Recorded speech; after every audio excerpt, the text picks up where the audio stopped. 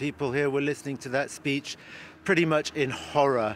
I mean, while I was listening to it, I was looking at social media and seeing what some people were writing. The editor-in-chief of the Kiev Independent, the expat paper here, wrote, the world's biggest war criminal has been talking for an hour now, basically about how my country has no right to exist. People are reacting, I think, with anger and with fear. It's also worth pointing out just how much of what Vladimir Putin said was completely untrue, from his very skewed analysis of history to his assessment of the current Ukrainian government, which he repeatedly referred to as a regime or as a colony. The reality is that Ukraine, although it is a flawed democracy with many problems with corruption, is nevertheless absolutely a democracy. Since Vladimir Putin has been in power, Ukraine has had 5 presidents. Only one Ukrainian president has ever been re-elected. They lose elections and they leave power when they lose elections democratically, with the exception of Viktor Yanukovych,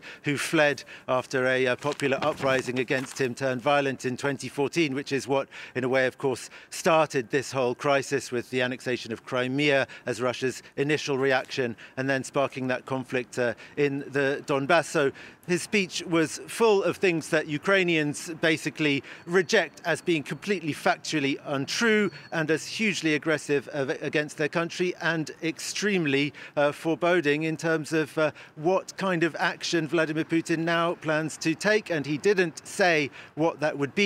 That, of course, leaves people here feeling pretty afraid.